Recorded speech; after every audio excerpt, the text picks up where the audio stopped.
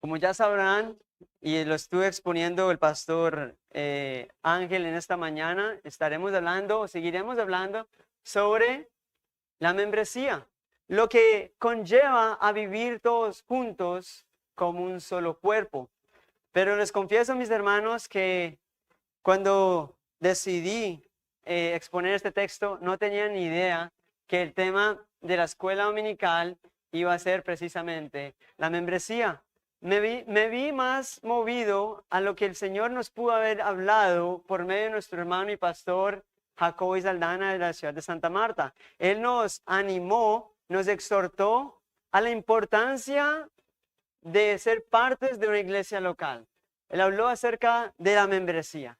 Y en esta mañana pretenderé entonces hacer la parte 2, que tiene que ver ya una vez siendo miembros, ya perteneciendo al cuerpo de Cristo. Ahora, ¿qué resta? ¿Qué debemos hacer? ¿Cuáles nuestras funciones? Por lo tanto, es por eso que quiero invitarles a que abran sus Biblias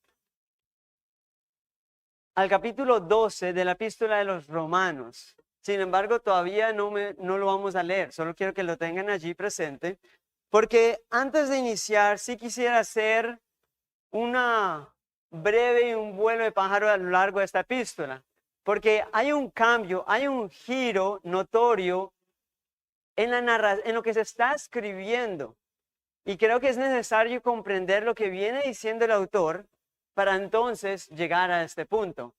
Esa es una de mi labor va a ser eso, porque como no estamos exponiendo esta palabra de manera consecutiva o secuencial, como lo veíamos hace 8 días, es mi labor como expositor llegar a que el mensaje por el cual el autor lo escribe sea también apto para nosotros. Para los que no conocen esta epístola, si se puede resumir en una sola palabra, la temática que trata es una sentencia, podríamos decir que es el Evangelio, es poder de Dios. Podemos también resumirlo en que somos justificados por medio de la fe. Y a lo largo de esta epístola, el autor va a hacer esto. Los primeros 3 capítulos, Pablo, apóstol de Jesucristo, va a humillarnos, nos va a condenar, nos va a hablar que somos merecedores justamente de una condena eterna. Cuando leen esos primeros 3 capítulos, van a entender que no hay posibilidad para estar con Jesucristo. Pero esa es la mala noticia. El Evangelio comienza con una mala noticia, y es que somos pecadores y por ende hay una condenación que nos acarrea si no nos arrepentimos y vamos a Cristo. Sin embargo, ahí no se queda. Hay una esperanza gloriosa, y es la que el autor pretende entonces explicar de allí en adelante, proveyendo así para nosotros una exposición magistral de lo que es la obra de nuestro Señor Jesucristo, desde su llegada, su vida entera, incluso antes de la fundación del mundo, hasta la glorificación. Él expone de manera magistral lo que significa creer en Jesucristo.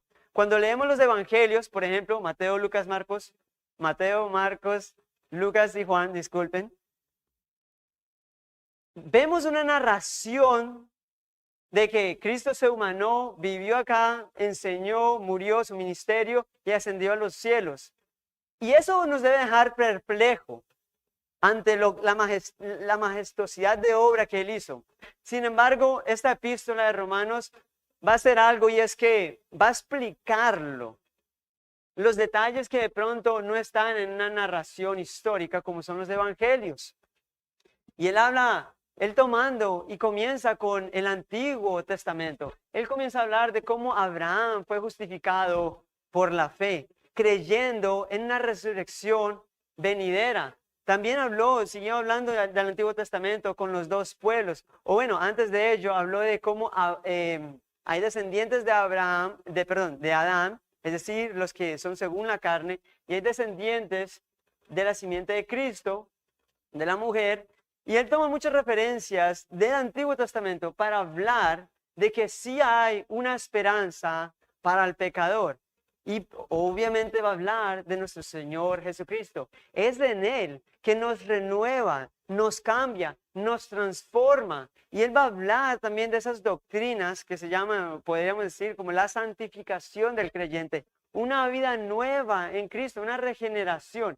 Él comienza a hacer una exposición magistral de todo lo que conlleva el cristianismo. Lamentablemente esto no es una clase, un sermón, perdón, para hablar de lo que es la epístola de los romanos, pero quiero de pronto hacer hincapié en lo que él viene tratando para entonces aterrizar en el capítulo 12, el cual vamos a estar leyendo. Pero antes de eso, en el capítulo 11, él hace una doxología que me parece pertinente leerla, y él dice, porque de él, por él y para él son todas las cosas. A él sea gloria por los siglos. Amén. Él hace una alabanza espontánea en medio de su escrito, dándole al Señor la gloria por lo que Él hace y por lo que Él provee a unos viles pecadores como cada uno de nosotros.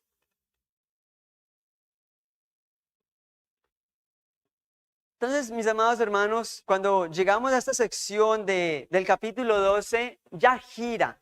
Ya comienza el autor ahora de llevarnos a una explicación teológica, filosófica, conceptual acerca de la salvación. Ahora hablar de los efectos, de las implicaciones de lo que conlleva comprender eso. Y es una vida práctica. Lo que en teología podríamos decir como la ortodoxia, es decir, la sana doctrina, el conocimiento de Dios, pero que eso mismo no se puede quedar en nuestro mero intelecto, vano sería, sino que después lo lleva a la ortodoxia, a la ortopraxis, que tiene que ver ya con vivir eso que nosotros ya conocemos, contemplamos. Entonces pasa de una teología conceptual para un entendimiento que es necesario, pero eso indudablemente nos lleva a vivirla. Y es ahí donde nosotros nos encontramos. El capítulo 12 hace esa bisagra. Entonces, del capítulo 12 en adelante, él habla precisamente de lo que es la vida práctica del cristianismo. Y comienza diciendo, y no va a ser nuestro texto inicial, pero vamos a leer, o leo para ustedes el versículo 1 y 2. Y Pablo comienza diciendo en este fragmento de su epístola, así que, hermanos, os ruego por las misericordias de Dios.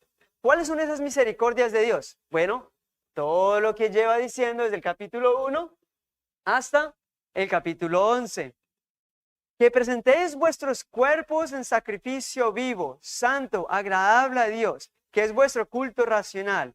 No os conforméis a este siglo, sino transformaos por medio de la renovación de vuestro entendimiento. Si bien que es necesario la teología, nos renueva para que comprobéis cuál sea la buena voluntad, agradable y perfecta, por las misericordias, es decir, por toda la obra amorosa, majestuosa, gloriosa de nuestro Señor Jesucristo. Ahora vivan en sacrificios vivos. Es algo, no sé la palabra si es dicotomía, pero ¿cómo puede haber un sacrificio vivo? Porque estamos en ese siglo presente, pero debemos morir a nosotros y seguir a nuestro Señor Jesucristo. Y es interesante, mis amados hermanos, que en las misericordias de Dios, Él nos incluye dentro de su cuerpo. Es por Él que podemos decir, si hemos creído en el Señor Jesucristo, que hacemos parte de Él, con Él, para Él. Y es interesante porque Él también se muestra como el creador del cielo y de la tierra, el que tiene dominio y poder sobre todo, incluso hasta los hombres más perversos. Sin embargo, no teniendo necesidad de algo, también se nos dice que Él nos compró. Lo único que en la Biblia nos dice que Dios compró fue su cuerpo, fue su iglesia, fue su esposa, fue su vid y todas las analogías que la Biblia habla acerca de su pueblo. ¿Están comprendiendo que eso es glorioso? Dios, sin necesidad alguna, por amor a sí mismo, nos compró. ¿Cómo el Dios del universo nos puede haber comprado? Eso nos debe llevar a entender que somos unos viles pecadores, tan viles y tan imposibilitados de llegar a Él, que Él mismo actúa para hacerlo posible. Habiendo dicho todo esto, ahora sí, y por el resto del tiempo, me dedicaré, con la ayuda del Señor, a exponer el texto que nos corresponde en esta mañana, Romanos 12, del 3 al 8.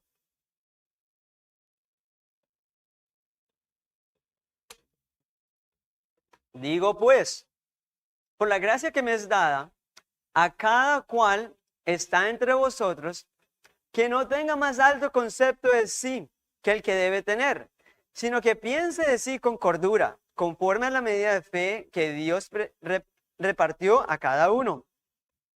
Porque de manera que un cuerpo tenemos muchos miembros, pero no todos los miembros tienen la misma función, así nosotros, siendo muchos, somos un cuerpo en Cristo, y todos miembros los unos de los otros.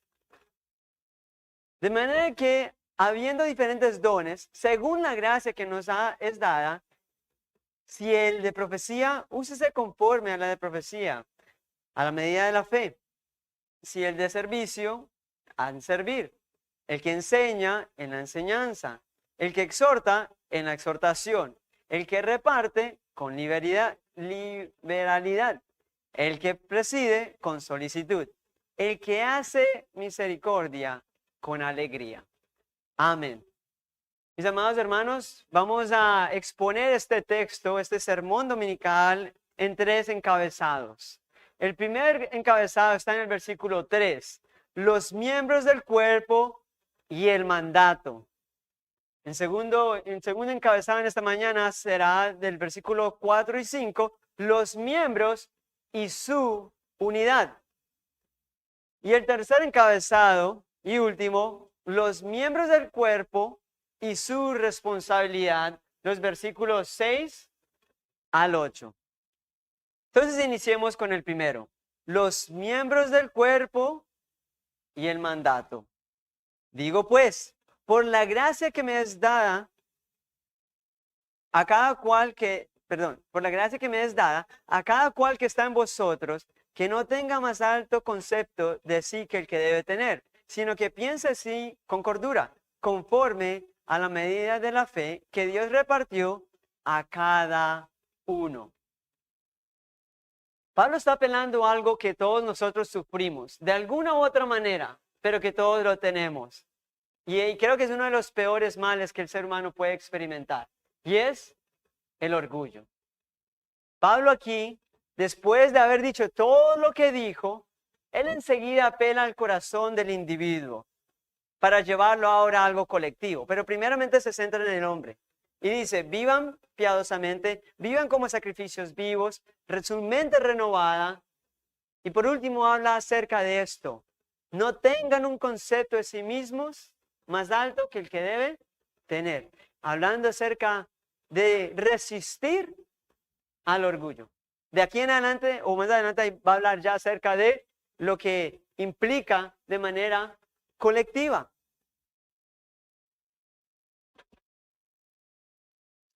El efecto de las misericordias de Dios producen que vivamos para Él. Amarás a tu Dios con todo tu corazón, con toda tu mente. El amor de Dios es vertical, pero ese amor para con Dios que nos ha derramado por sus misericordias, también ahora se explayan, se reparten de manera horizontal. Pablo comenzó a hablar de cómo Dios derrama su gracia, Romanos 5:5, por medio de su Santo Espíritu. Pero después, ese amor que hemos recibido, sus misericordias, no se quedan con nosotros. Mis hermanos, el cuerpo de Cristo está para cada uno de nosotros. Todo lo que el Señor nos ha dado no es para nosotros, es para nuestros hermanos.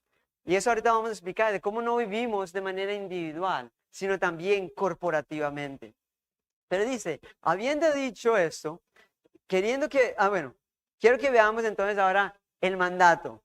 Digo pues, por la gracia que me es dada, a cada cual que está entre vosotros. La primera pregunta que surge antes de entrar en el mandato es, ¿cuál es esa gracia que le es dada al autor? ¿Qué está diciendo el apóstol cuando dice que por la gracia que él ha recibido, ahora nos manda esto? Y es sencillamente su apostolado, su llamado apostólico del Cristo resucitado. Y él lo dice también en otra epístola. Por último, como un abortivo, se me apareció a mí, hablando del Cristo resucitado. Yo soy el más pequeño de todos los apóstoles y no soy digno de ser llamado apóstol porque perseguí a la iglesia, al cuerpo de Dios. Pero por la gracia de Dios soy lo que soy. Y su gracia nos ha sido, y no ha sido en vano para conmigo. Y también lo habla en esta misma epístola, en el capítulo 1, en el capítulo 15, él también habla acerca de su mismo llamado por la gracia que es en el Señor como apóstol.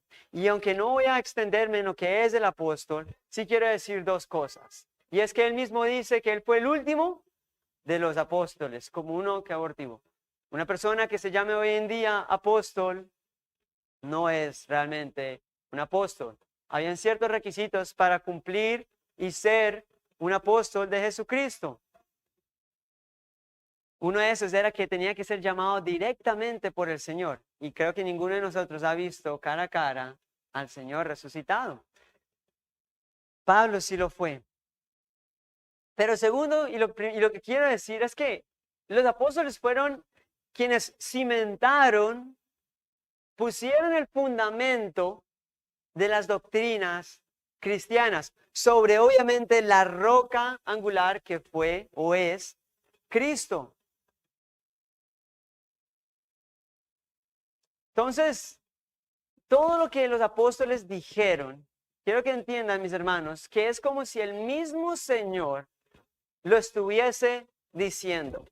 Este llamado, este mandato que por la gracia de Dios le ha sido dada a Pablo y que ahora la delega o la dice, la pronuncia, es vigente para nosotros también, aunque fue escrita para un grupo de hombres, mujeres creyentes en la ciudad de Roma.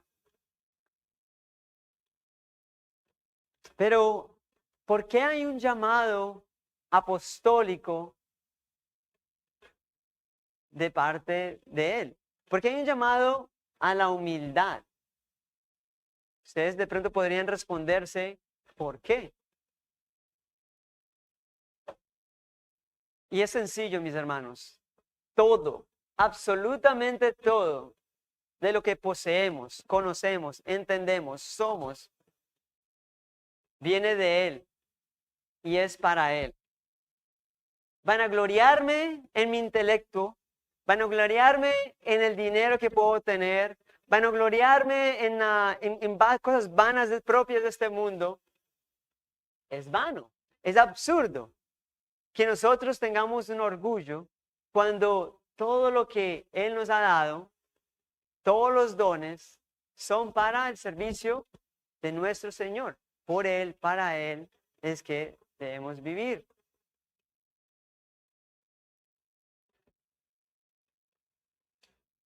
Bueno, mis hermanos, pero entonces vayamos al mandato. Y quiero que veamos este mandato en dos imperativos. Uno es un imperativo positivo y otro negativo. Vamos a comenzar en el orden que están. Comencemos con el imperativo negativo. Que no tenga más alto concepto del que debe tener. Pensemos qué cosas nos pueden hacer pensar o hacer entender que tenemos o podemos llegar a tener un concepto más alto que el que debemos tener. Noten que si hay algo, hay Hay un límite, hay un estándar en el cual nosotros nos debemos ver. Pero no podemos vernos ni más alto, que es lo que está apelando aquí, pero tampoco más bajo.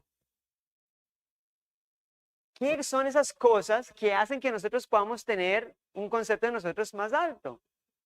Y contéstensela a ustedes. No puedo contestarla no la puedo contestar por ustedes. Ustedes mismos. ¿Será que es la profesión, los títulos que tienes, tu apellido, tu familia, de dónde eres, los idiomas que sabes, el carro que tienes, la ropa que usas,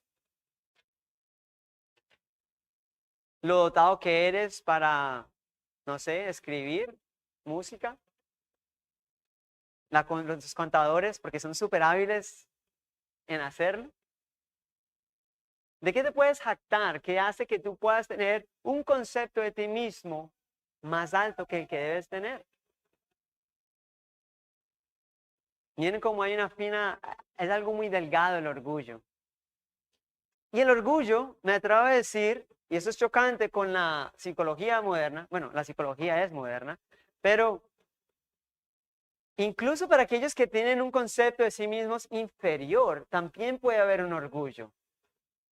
Porque se aman tanto a sí mismos que tienen temor a quedar mal delante de otros. Y por eso muchas veces callan, no dicen, no están confiadas en sí mismas, no queriendo de pronto dañar su imagen delante de otros. Y Pablo aquí nos está hablando de eso. Tengamos un concepto de nosotros mismos con cómo debe ser. Y aquí viene el imperativo positivo, sino que piense de sí mismo. O sea, no está mal tener un concepto de uno mismo, pero ¿cómo debe ser? Conforme a la medida de la fe que Dios repartió a cada uno. Mis hermanos, el estándar no eres tú. Es el mismo Señor. Es Él al quien debemos mirar. Él dice, conforme a la medida de la fe que Dios repartió. Ahora, veamos primeramente la cordura. Cordura, es decir, buen juicio, prudencia, reflexivos, sensatos. Y ustedes se preguntarán, ¿cómo puedo llegar a tener cordura? ¿Cómo puedo llegar a ser reflexivo sobre mi forma de ver? Bueno, les invito a que lean la epístola del 1 al 11. Allí entenderán quiénes son ustedes, quién es Dios, lo que Él ha hecho por ustedes y lo que ahora ustedes deben hacer por Él y su iglesia. No tendré tiempo para explicar todo ello, pero sí quiero de pronto detenerme en esta palabra que puede ser un poco abstracto, esta frase, conforme a la medida de la fe que Dios repartió a cada uno. Aquí no está hablando, y esto que voy a estar hablando sí me lo consulté, y él no está hablando en términos cuantitativos. Él no está hablando de que, bueno, fulanita tiene un poco más de fe que fulanita y fulanita tiene... Él no está hablando de qué tanta fe tienes o no, sino es, y quiero citar acá a un comentarista muy conocido, y dice, está pensando más bien en las diversas maneras en que cada persona en particular, es decir, cada uno de ustedes, puede ser una bendición para otros. Y para la iglesia en general, por medio del uso del don particular que Dios le haya otorgado a cada uno, junto con su fe. Todos nosotros somos un cuerpo y tenemos una sola meta, y es Cristo el Señor. Y esa es la medida a la cual debemos llegar. Esa es la carrera o el fin último por el cual estamos corriendo esta carrera. Y por último, mis amados hermanos, respecto a esta humildad, no puedo dejar esto en mero moralismo. Miremos a nuestro Señor Jesucristo. ¿Qué dijo Él a sus discípulos cuando disputaban de quién quiere ser el primero y quién quería ser, bueno, quién estaría en primer lugar en el cielo?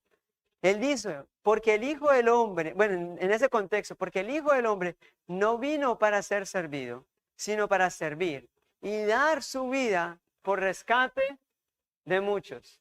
Ahora piensen esto. Ya les hablé de que es absurdo ser orgullosos porque todo lo que tenemos de orgullo, todo lo que tenemos es de Él. Pero aquí no solamente es de Él, sino que Él mismo se hizo hombre y se hizo siervo. Y entonces la pregunta es, Si Dios hecho hombre se hizo siervo, nosotros, ¿qué deberíamos ser? Miren lo malo que es el orgullo. Estamos yendo en contra de nuestra medida de la fe, que es nuestro Señor Jesucristo. Si Él estuvo sirviendo, si Él le lavó los pies a sus discípulos, cada uno de ustedes que me está viendo, también por la transmisión, están llamados al servicio. Pero eso nos lleva a entender algo, y es que primero tenemos que ser parte de un cuerpo.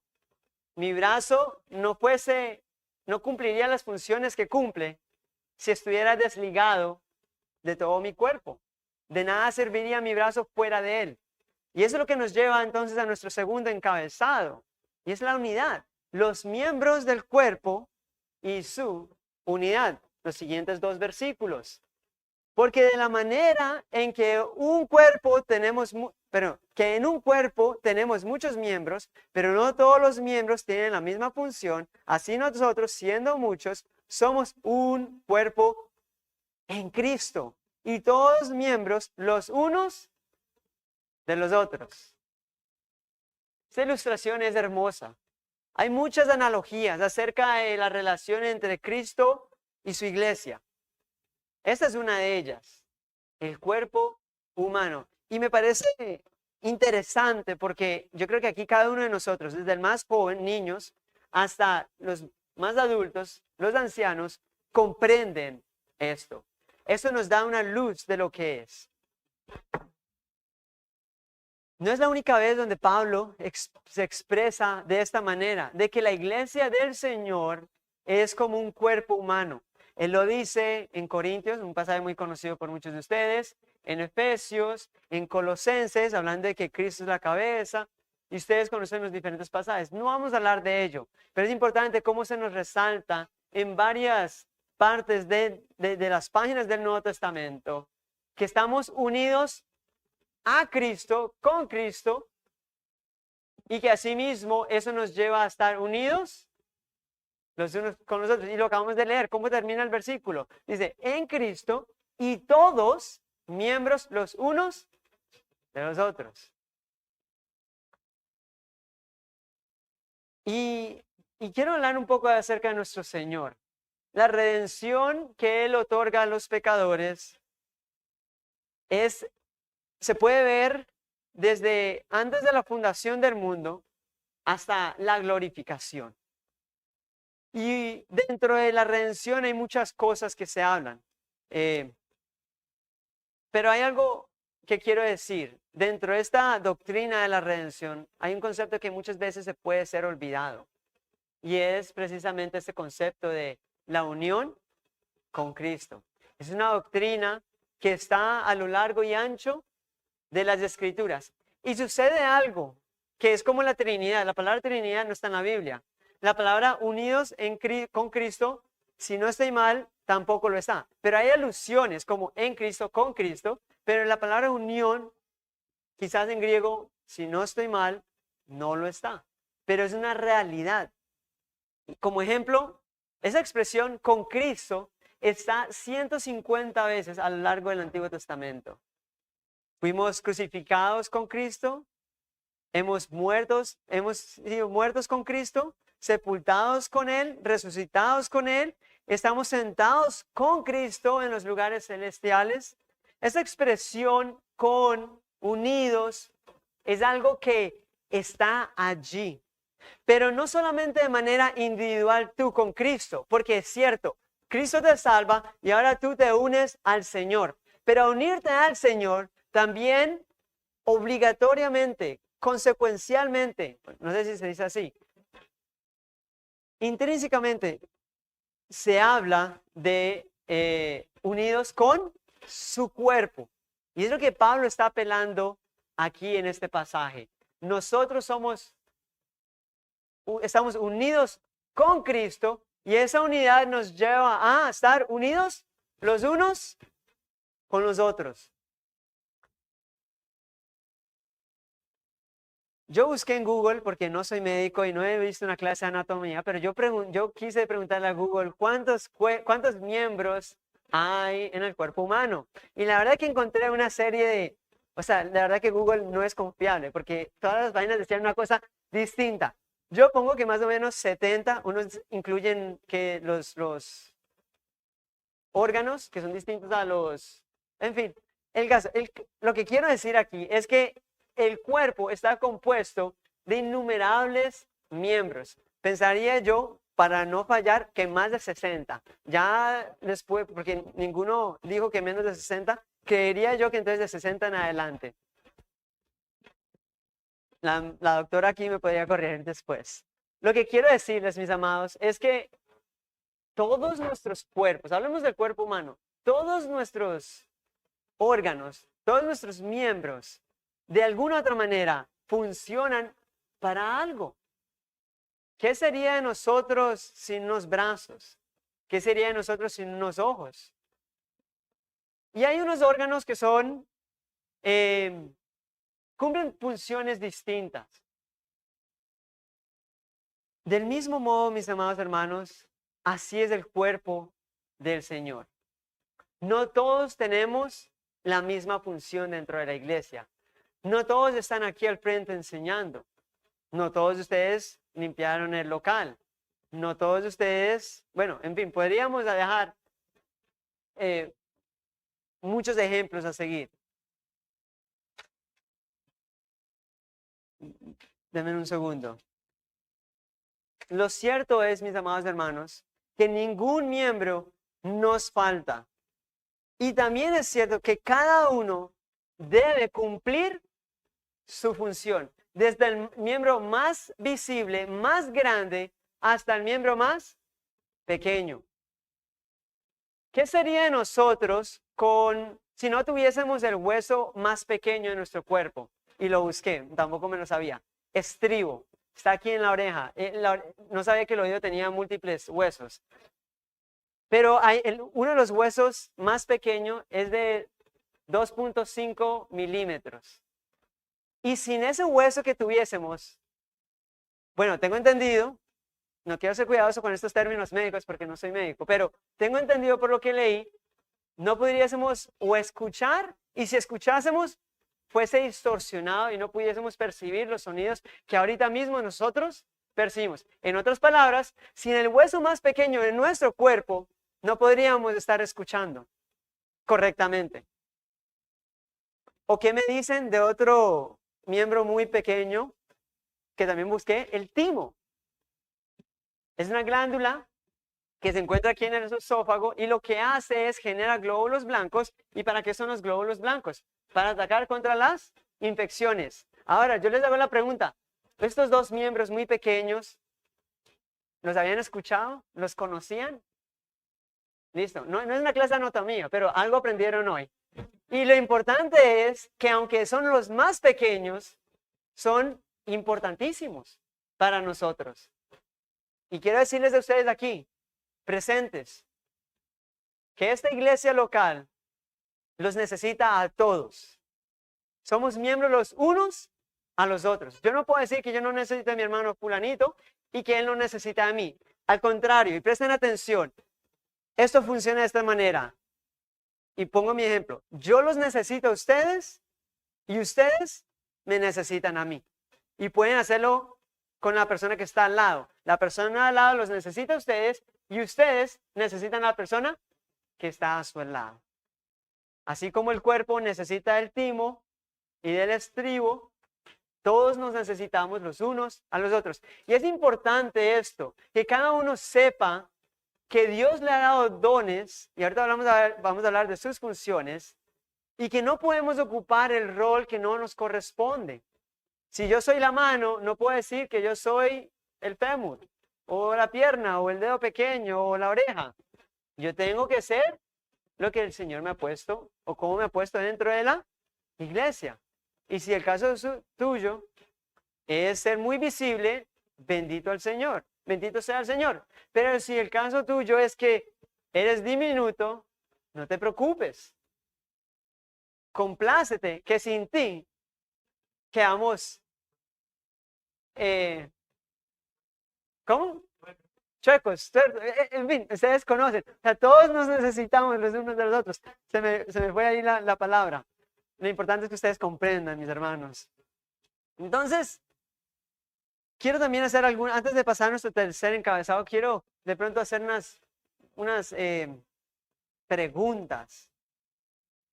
¿Eres tú cuerpo del Señor? ¿Haces parte de Él? Y si lo eres, o les hago una pregunta. Ya va.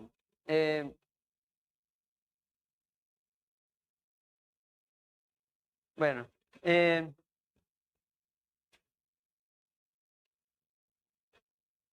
¿qué sería mi brazo fuera de mi cuerpo, como lo dije ahorita?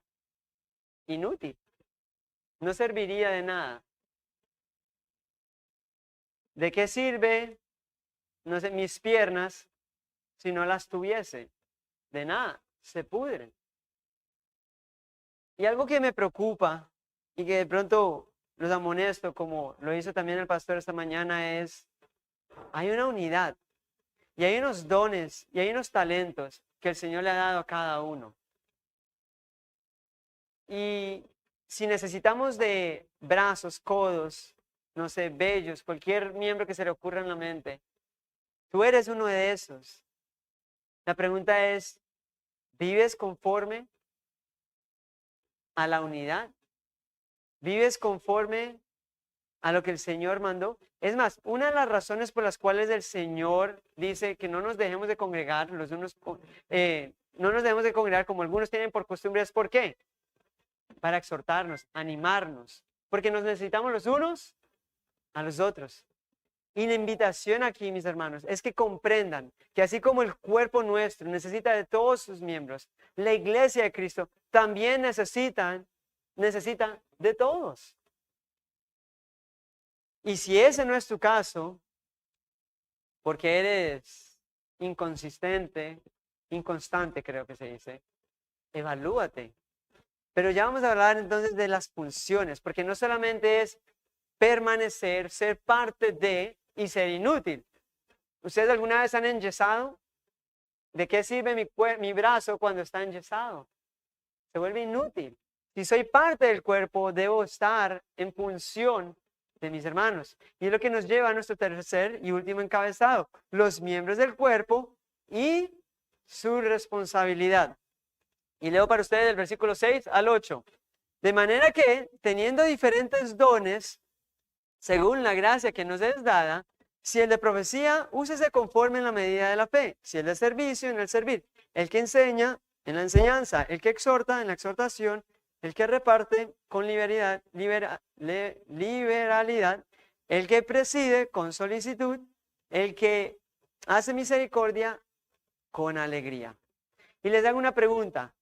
¿Quién en esta mañana, de los que estamos aquí, se levantó y dijo, mi iglesia local me necesita?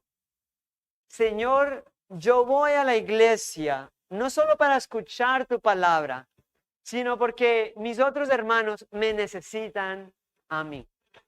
¿Alguno se levantó pensando que va a servir al Señor? ¿O solo vinieron, yo voy y me voy enseguida? Evalúate si estás cumpliendo con tus funciones, con tus responsabilidades. Si incluso eres creyente. Nos necesitamos los unos a los otros. Y cada uno, a Dios le ha dado dones. A unos los ha dotado con numerosos dones, a otros los ha dotado con menores o pocos dones. Independientemente, es algo que cada uno debe cumplir.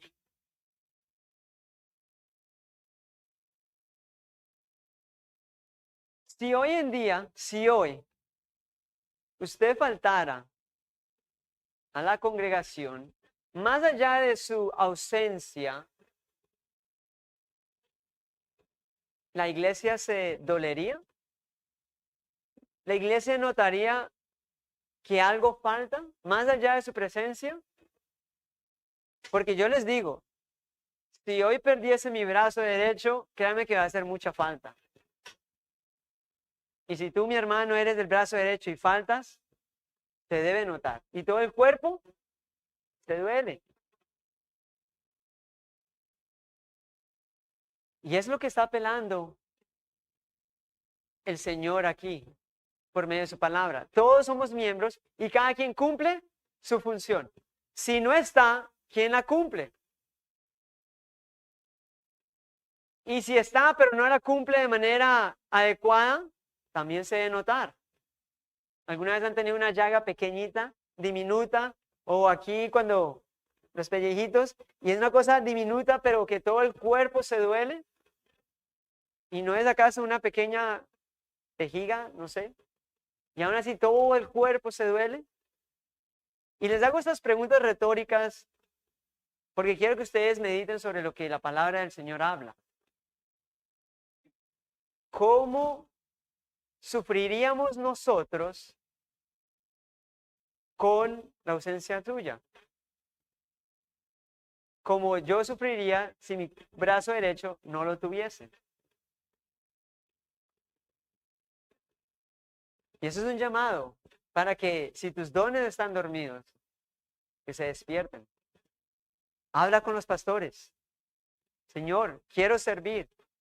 Perdón, señor, no, pastor, quiero servir. Ellos no son señores ni señores de nuestras almas. Son nuestros pastores. Velan por el bienestar nuestro.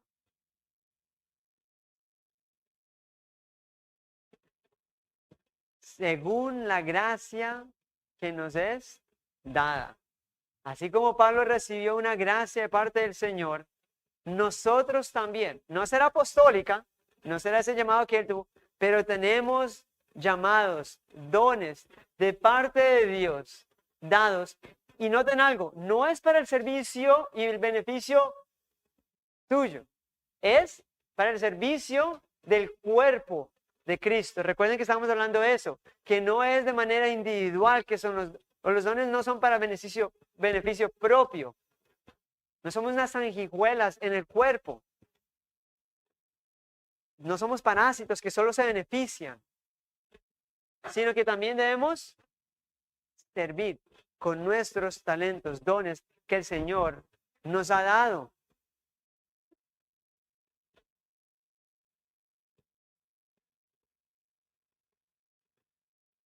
Y aquí en ese pasaje nos habla de siete dones que el Señor puede haber dado a diferentes hombres, mujeres. Aunque no es una lista exhaustiva, hay muchos y lo podemos ver a lo largo y ancho de todo el Nuevo Testamento. Pero menciona 7 de ellos y no vamos a profundizar en ellos. Profetizar, brindar servicio práctico, enseñar, exhortar, contribuir con las necesidades de otros, ejercer liderazgo y demostrar misericordia. ¿Qué quiso decir eso con profetizar? Bueno, mis amados hermanos, así como no hay apóstoles, estos profetas que hubo en el Antiguo Testamento tampoco los hay. Ya la revelación de Dios ha sido dada y plasmada para el bien de su cuerpo. Todo lo que nosotros necesitamos saber para nuestra vida, en ese peregrinaje en este mundo, ya está, ha sido consignada en las Escrituras. Lo justo y necesario que tú debes saber para tu salvación de tu alma, ya está en las Escrituras. No necesitas más. Los profetas traían revelación nueva al Señor. Sin embargo, hay una forma de decir que hay profetas hoy en día. Y es cuando una persona habla de parte de Dios, según lo que está escrito. Si se predica conforme a las Escrituras, se puede decir que es un profeta del Señor porque está profetizando, vociferando, hablando. Estamos como lo expresamos o lo hemos expresado, estamos delante de Dios y delante de la iglesia. O, bueno, delante de Dios, de parte de Dios y delante de Dios. Se me fue la expresión, gracias. brindar servicio práctico. Dice, el que sirve, que sirva. Ustedes han conocido una persona que no se queda quieta en una casa, que está sirviendo, haciendo esto, lo otro. Eso también son dones. Ahora es interesante porque hay dones y hay mandatos. Todos estamos llamados a servir. Todos estamos llamados a ofrendar. Pero sin duda alguna hay personas que Dios les dota de unos dones más, se amplifican más. Entonces, después dice, enseñar. Y el enseñar no tiene que ver solamente con un púlpito. La escuela de niños, visitar a un hermano, enseñarle en qué fallaba, los discipulados, los jueves. Hay muchos espacios. Y créanme, mis hermanos, y quiero hacer una claridad. El servicio y nuestros dones no son solamente para el domingo en la mañana. Es para todos los días de nuestra existencia, mientras que hagamos parte de este cuerpo. Al final dice, el de exhortar. ¿Qué significa eso? Animar. ¿Cuántos de ustedes le han preguntado al hermano desempleado, mi hermano, ¿cómo estás? ¿Has comido? El que se le ha fallecido un familiar, ¿los llamaron? ¿Han estado con ellos? El que está pasando por debilidades de X índole, ¿ustedes los animan? ¿Los llaman? Y estoy hablando con cada uno de ustedes. O sea, no es simplemente labor de los pastores. Eso es algo de todos. Sin duda alguna, como está mencionado aquí, hay un don de exhortación. Hay personas que son muy dotadas para animar a otros. El que ejerce liderazgo. Hay personas que tienen un don de liderazgo, hay otras que no. Independientemente, estamos llamados a cumplir nuestra función. Y lo dice, el que ejerce liderazgo, que lo haga con solicitud. Porque el que es líder y se duerme, acarrea, o sea, repercute sobre otros. Y dice, demostrar misericordia. Personas que se mueven en compasión, que dan. Y podríamos hablar de cada uno de estos, pero por temas de tiempo no los vamos a hablar. Solo quería de pronto amplificar una lista que el apóstol nos da. Lo importante es que cada uno tiene algo que dar. Todos hemos sido dotados con dones de parte del Señor. No hay alguien en el cuerpo de Cristo que pueda decir, yo no tengo dones, yo solo me siento los domingos a escuchar y me voy enseguida. No, mis hermanos. Para concluir, quisiera hacerlo de dos maneras. Aquí me están escuchando una serie de hermanos y amigos, personas que conozco, personas que no conozco, personas que asisten a otras iglesias, personas que asisten a esta iglesia, miembros de aquí, otros que están asistiendo, queriendo ser miembros, independientemente cuál es la amplitud. Sí quisiera hacer dos llamados. El primero es para aquellos que no están siendo parte del cuerpo del Señor Jesucristo. Mi querido amigo, quizás te suene algo loco hablar de la humildad, hablar de que somos todos unidos y que nos necesitamos los unos a los otros, que subsistimos por los unos y los otros, teniendo a Cristo como cabeza. Podría ser locura que las habilidades, los dones que el Señor me ha dado son para otros y no para mí. Sin embargo, antes de contemplar cualquier cosa, contempla tu alma y contempla al Creador del cielo y de la tierra. Es por Él que has sido creado, desde el vientre de tu madre. Y tu pecado, tu transgresión, te ha desviado de la cabeza del cuerpo, del Señor de Reyes, del Rey de Reyes. Y es mi invitación que antes de contemplar todo esto, que puede ser locura, más locura es vivir una vida apartado de tu mismo Creador. Eso sería insensatez. Te invito a que corras a Cristo. Él está dispuesto a socorrer a aquellos hombres y mujeres humildes que deseen ir a Él. Él no escatima, Él no echa fuera a aquellos hombres que le suplican su pronto auxilio. Él está allí. Y que Dios quiera que traiga un arrepentimiento sobre vuestro corazón. Y que asimismo en algún día puedas aplicar lo que se ha dicho a lo largo de este sermón. Y es que con humildad sirvas a tu Señor y al cuerpo del mismo. Y a mis queridos hermanos, miembros de esta iglesia, han escuchado la palabra del Señor. Y les ruego que se examinen, que no dejen esto como un domingo más. Que se examinen si en su corazón hay humildad. Si están viendo de al lado con menosprecio. Y que se examinen si lo que el Señor les ha dado como dones lo están poniendo al servicio de Él. Porque mi hermano, tarde o temprano tendrás que rendir cuentas a nuestro Señor por lo que dejaste de hacer con tus talentos. Es una obligación. Sí, palabra fuerte que no nos gusta hoy en día. Es una obligación servir al cuerpo del Señor. Si eres de los que vienes aquí los domingos, te sientas y te vas y no tienes comunión con los demás, yo te invito a que te examines, que evalúes no a lo que estoy diciendo, sino a lo que está escrito en la palabra. Si esa es la conducta del Señor, de un creyente. Y si mi hermano, estás activo en el servicio, persiste en eso. El ánimo, las fuerzas pueden fluctuar. Pero que el Señor nos sostenga, nos ayude a perseverar en el camino que conduce a la vida.